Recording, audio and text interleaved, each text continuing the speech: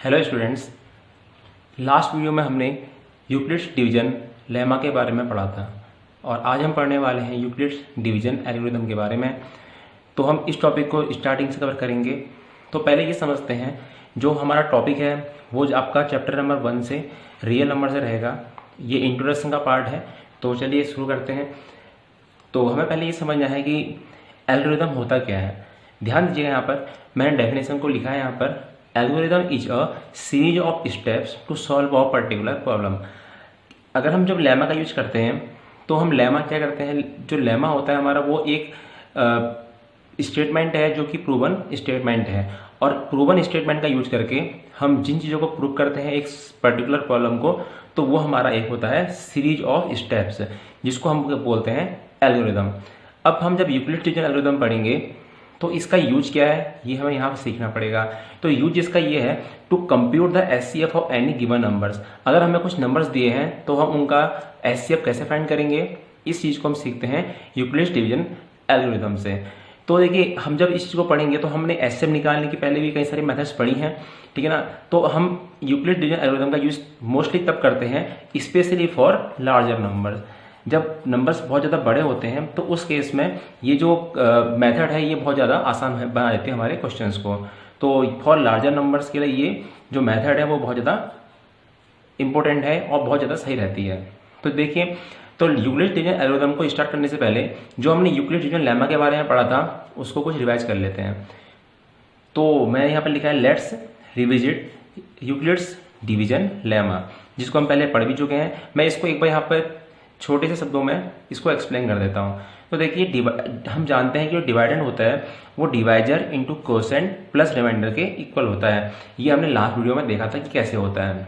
तो मान लेते हैं एक इंटीजर है, कोई नंबर जो हमारा ए है। सपोज ये यहाँ पर हमने नंबर लिया, जैसे 9 है। हमने जब 9 को डिवाइड किया 2 से, सो 2 4 जा 8 एंड रिमाइंडर इज 1। तो हम इस नंबर को क्या लिख सकते हैं, हम लिख सकते हैं 9 equals to 2 which is divisor into quotient plus remainder. इस फॉर्म में हम इसको लिख सकते हैं, जहां पर आर की जो वैल्यू होगी वो हमेशा किससे छोटी होगी, डिवाइजर से छोटी होगी, विच इज बी।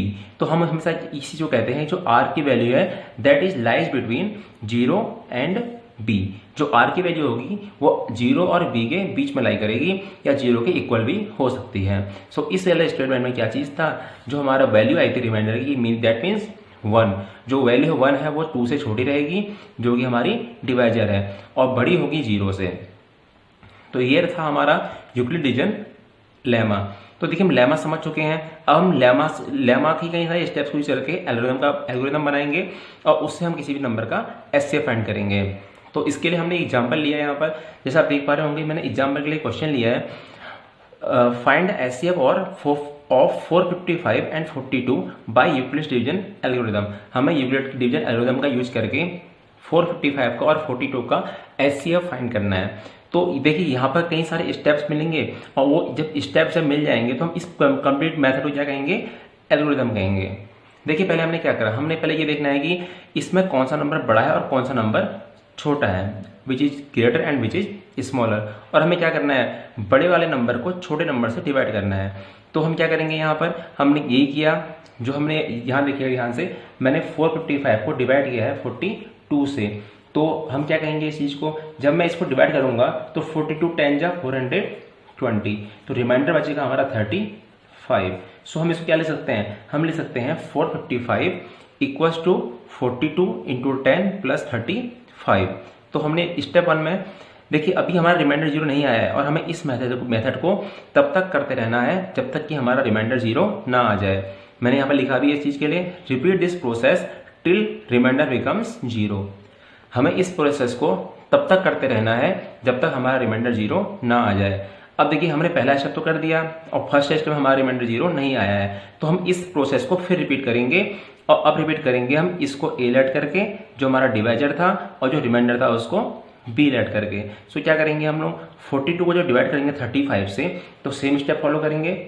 तो 42 को हम डिवाइड करेंगे 35 से, 35 1 जा 35 एंड रिमाइंडर इज 7। तो हम यहाँ पर 42 को क्या लिखेंगे, 35 इंटू 1 प्लस 7। ये रहेगा हमारा स्टेप नंबर 2।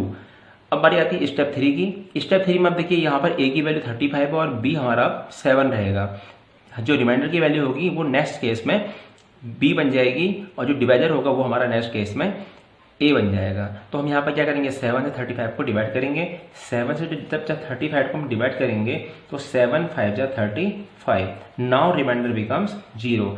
अब जब रिमाइंडर 0 हो गया है तो हमने क्या करा, देखिए यहाँ पर 35 को हमने क्या लिखा, 35 जो डिवाइड किया 7 से, 7 5 जो 35 प्लस 0।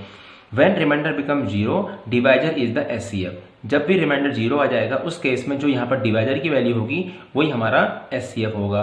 तो हम कह सकते हैं यहाँ पर कि जो हमारे नंबर्स दिए थे 455 और 42 उनका SCF है हमारा 7। तो उम्मीद करते हैं कि यहाँ तक आप सबको समझ में आया होगा। तो चलिए आगे बढ़ते हैं। अब नेक्स्ट हमारा इसका पार्ट है वो है, हमने इसके एक एग्जाम्पल और लिया है जिससे कि आप लोगों को यूक्लिड डिवीजन एल्गोरिथम बहुत ही अच्छे तरीके से समझ में आ जाए। तो देखिए यहाँ पर जो नेक्स्ट एग्जाम्पल है वो है फाइंड SCF ऑफ 4052 एंड 12576। देखिए मैंने आपको ये चीज़ बहुत अच्छे से बताई है, हमें यूक्लिड डिवीजन एल्गोरिथम को तब तक यूज करना है जब तक हमारा रिमाइंडर 0 ना आ जाए। तो हम यहाँ पर इस चीज़ को फॉलो करते रहेंगे और तब तक फॉलो करेंगे जब तक हमारा रिमाइंडर 0 नहीं आता है। अब देखिए पहले क्वेश्चन जो हमने किया था तो वहाँ पर हमने यहाँ पर देखिए ध्यान से, हमने यहाँ पर 3 स्टेप्स में क्वेश्चन का रिमाइंडर 0 लेके आए थे। अब इस प्रोसीजर को जब हमने यहाँ पर फॉलो किया तो हमें 7 स्टेप्स लगे हैं रिमाइंडर 0 लाने के लिए। तो स्टार्टिंग करते हैं देखिए फर्स्ट स्टेप से। जब स्टेप 1 में हमने जो लार्जर नंबर था उसको स्मॉलर नंबर से डिवाइड किया तो क्या आएगा, देखिए वैल्यू यहाँ पर मैंने लिखा है जो 12576 है वो बड़ा नंबर है 4052 से। तो हमने क्या किया यहाँ पे 12000 जब 57 को डिवाइड किया, देखिए लेफ्ट साइड में मैंने डिवाइड को 100 भी किया है। 4052 3 जा 12156, सो रिमाइंडर इज 420। तो हम क्या लिखेंगे यहाँ पर कि 4052 इक्वल टू, देखिए सॉरी फर्स्ट स्टेप ये वाला है, तो हम क्या लिखेंगे 12576 means dividend equal to divisor into quotient plus remainder by Euclid division lemma. तो यूक्लिड डिवीजन लेमा से हमने फर्स्ट स्टेप को प्रूव कर दिया है, शो कर दिया है। अब इसके बाद बढ़ते हैं सेकंड स्टेप पर। सेकंड स्टेप में हमारा ये डिवाइजर जो रहेगा यहाँ पर, जो यहाँ पर डिवाइजर था वो बन जाएगा a मीन्स डिवाइडेंड और ये बन जाएगा हमारा डिवाइजर। इस प्रोसेस को हमको कब तक करना है, जब तक हमारा रिमाइंडर 0 नहीं आता है। तो यहाँ देखिएगा हमने फिर 1052 को 420 से डिवाइड किया, 429 जा 3780, रिमाइंडर कितना बचा 272। तो हमने यहाँ पर क्या किया 420 इंटू 9 प्लस 272, ये हमने किससे लिखा, ये हमने लिखा यूक्लिड डिवीजन लेमा से, ठीक है ना। इसके बाद बढ़ते हैं कि मैंने यहाँ पे लिखा भी आपको समझाने के लिए कि repeat this process till remainder becomes 0। हमें इस प्रोसेस को तब तक रिपीट करना है जब तक कि हमारा रिमाइंडर 0 नहीं आता है।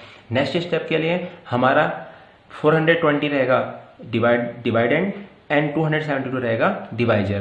देखिए 272 से 420 को डिवाइड किया तो 272 बन जा 272, रिमाइंडर बचा 148। तो हम क्या ले सकते हैं, so we can write 420 equals to 272 into 1 plus 148 by apply division lemma. तो आप ब्रैकेट में इस तरीके से लिख सकते हैं। इसके बाद अभी भी हमारा रिमाइंडर 0 नहीं आया है, सो हम इस प्रोसेस को रिपीट करेंगे, इसको डिवाइजर लेट करके और इसको डिवाइडेड लेट करके। सो 272 इक्वल्स टू सेम डिवाइड हमने यहाँ पर शो किया है, जब हमने 148 से डिवाइड किया तो 148 बन जा 148, remainder is 124। So 272 equals to 148 into 1 plus 124। Now next step that is fifth step, हमने यहाँ पर इसको डिवाइड, देखिए ये प्रोसेस चलते रहेगी, आप समझ रहे होंगे इस चीज़ को। सो 148 को हमने क्या लिखा 124 बन जा 124 प्लस रिमाइंडर 24। सो 24 को फिर क्या करेंगे हम लोग 24 से डिवाइड करेंगे 124 को। सो यहाँ पर देखिएगा यहाँ से जब हम 124 को डिवाइड कर रहे हैं 24 से, तो हम जानते हैं कि 124 5 जा 120, सो रिमाइंडर इज 4। तो क्या लिखेंगे इस वैल्यू को 124 equals to 24 multiplied by 5, 24 into 5 plus remainder is 4। Now next and last step that is step number 7। तो यहाँ पर हमने क्या किया 24 को क्या लिखा है 24 इक्वल्स टू डिवाइड करेंगे इससे 24 को, तो 4 6 जा 24, नाउ रिमाइंडर बिकम 0। अब हम देख पा रहे हैं कि यहाँ पर रिमाइंडर की वैल्यू क्या है, 0 आ गई है। तो ऐसे स्टेप में when the remainder become 0 so our procedure stops since the divisor at this stage is 4। इस स्टेज में हमारे डिवाइजर की वैल्यू वो क्या है, 4 है। तो इनका जो नंबर्स हमें दिए थे उनका एचसीएफ क्या होगा, यहाँ पर 4 होगा। That is our final answer. तो हमारा एग्जाम्पल नंबर 1 कंप्लीट हुआ। इसके बाद देखिए अब बढ़ते हैं एग्जाम्पल नंबर 2 की ओर। अब देखिए एग्जाम्पल नंबर 2 में हमसे क्या कहा गया है, क्वेश्चन पर ध्यान से पढ़ेंगे। So that every positive even integer is of the form 2q and that every positive odd integer is of the form 2q + 1। हमें शो करना है कि अगर कोई भी पॉजिटिव इवन इंटीजर है तो वो 2q की फॉर्म में होगा, और अगर कोई पॉजिटिव ऑड इंटीजर है तो 2q + 1 की फॉर्म में होगा। देखिए जब भी हम ऐसे क्वेश्चन को करते हैं तो हमें ध्यान देना ये है कि जो भी हमारे इवन इंटीजर्स होते हैं, सपोज दैट 2 4 6 8, तो हम इसमें एक चीज कॉमन होती है, हमको 2 के मल्टीपल की फॉर्म में लिख सकते हैं। जैसे 2 × 1 = 2, 4 = 2 × 2, 6 = 2 × 3 एंड 8 = 2 × 4। आप देख पा रहे हैं 2 सब में कॉमन है, तो हम इसको क्या फॉर्म बोलते हैं, हम बोलते हैं इसको 2 × इंटीजर फॉर्म, यानी 2 × हम इसको m से लेट कर सकते हैं, 2 × q फॉर्म कह सकते हैं। सो जब भी नंबर इवन होंगे तो 2m फॉर्म में होते हैं, और जब नंबर ऑड होंगे, मान लीजिए 3 है 5 है, 2 एग्जाम्पल लेते हैं, तो हम इसको ले सकते हैं 2 × 1 + 1 means 2m + 1 form. Same 2 × 2 + 1 means 2m + 1 form. So जब भी हमारे नंबर्स इवन होंगे तो 2m फॉर्म में होंगे, जब ऑड होंगे तो 2m + 1 फॉर्म में होंगे। तो हमें यहाँ पर इस चीज को प्रूव करना है। देखिए हमने स्टार्टिंग में ये लेट किया, let a B any positive integer. मान लेते हैं कि a कोई पॉजिटिव इंटीजर है जिसके लिए b = 2 है। सो देयरफॉर a जो वैल्यू आएगी a की वो आएगी, हम जानते हैं कि अकॉर्डिंग टू यूक्लिड लेमा क्या होता है, a = bq + r। बिकॉज यहाँ पे b की वैल्यू 2 है तो a = आएगा 2q + r, वेयर r क्या जो वैल्यू होगी वो क्या होगी, > 0 एंड <2, क्योंकि यहाँ पर 2 क्या है, डिवाइजर है। देखिए जो r की वैल्यू है वो 0 के बराबर हो सकती है, सो 0 होगी, और 2 से छोटी हो सकती है, सो 1 भी होगी। तो यहाँ पर हमारी जो पॉसिबल वैल्यूज हैं r की वो 2 वैल्यूज हैं, एक है 0 और एक है 1। तो हम दोनों ही वैल्यू के लिए a की वैल्यू को चेक करते हैं। देखिए जब हम r के प्लेस पे यहाँ पर 0 पुट करेंगे, सो a की वैल्यू निकल के आती है 2q, और अगर हम यहाँ 1 पुट करते हैं तो a की वैल्यू निकल के आती है 2q + 1।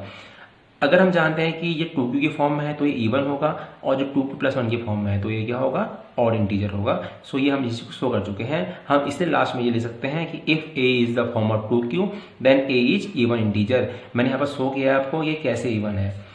और इसके अलावा if a is the form of 2q + 1, जैसे यहाँ पर 2m + 1 की फॉर्म में आ रहा था, आप m को q से भी रिप्लेस कर सकते हैं, ये 2q + 1 भी कह सकते हैं इस चीज को।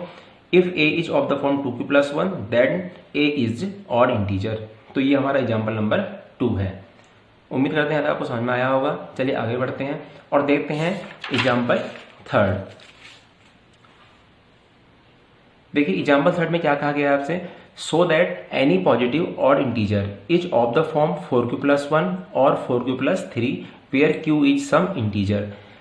आपसे इस क्वेश्चन में भी वही चीज कही गई है कि अगर कोई भी इवन पॉजिटिव ऑड इंटीजर होगा तो 4q + 1 और 4q + 3 की फॉर्म में होगा, where q is some integer.